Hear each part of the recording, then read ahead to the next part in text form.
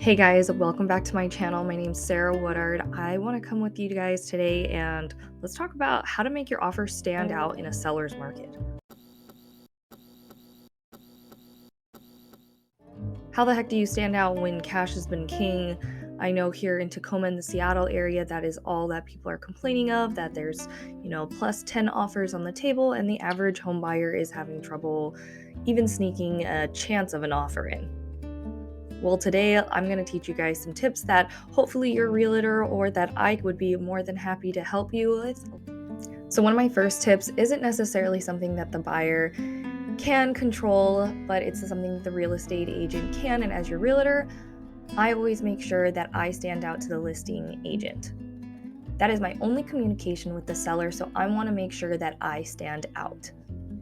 So during this conversation with the listing agent, as your realtor, I'm going to be asking, what is the number one thing to the sellers other than price? What's their most important golden ticket that they just have to have on an offer? So I'm sure that if you've been in the home buying market before, you've heard of the term contingencies. Now, what I'm going over is an inspection and appraisal. Now, a lot of people have been saying, oh, just leave it out, waive it. And yeah, in certain situations, it's a good idea.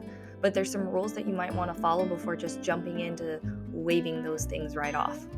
So before you decide to waive your inspection, after you've gone through your first showing and you look at your real estate agent and you say, this is the one, second time that you do that walkthrough, you're going to want to bring an inspector with you. Your scheduled time is an hour to an hour and a half. And yeah, it's not going to be a full inspection, but at least your inspector is going to be able to give you the heads up if this is a good idea or a bad idea to waive that inspection. So the second contingency that you can go ahead and waive is the appraisal. Now, I know this sounds crazy. So what I'm talking about is a PIW, Property Inspection Waiver.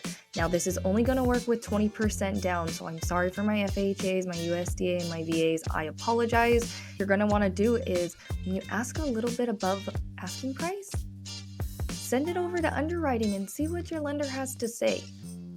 See if it comes up, and if so, go ahead, write it off. Just keep in mind, guys, everybody's situation and every property is different. So this is not going to fit for everyone. These are just little quick tips that could help your offer look a little better compared to the other incredibly 9 to 10 offers on the table. Our market's insane right now. Oh my gosh. Okay, guys, I briefly touched on it, but I said it, going above asking price. So most home buyers don't even think about this, but why are we thinking about price when you should be thinking about payment? The whole price versus payment is something that real estate agents don't always walk their home buyers through.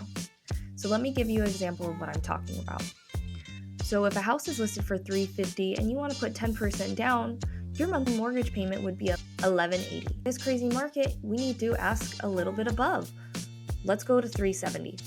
10% down, that only bumps it up to $1,247. The difference between that is $67. Pay $67 extra a month just to be able to get a chance at your dream home? I would. Half the time I spend that a week on ridiculous stuff anyways. So why not put that towards a dream home? Another great tool that you can use to make your offer stand out is offering to cover the closing and the title fees. And that's something as your real estate agent will be able to put an estimate together just to see how much that would really cost. But if it gets you closer to your dream home, why not? It's better than saying that cash is king and trying to buy a home with completely cash. I know that majority of Americans cannot do that, and it's crazy that we're in this type of market.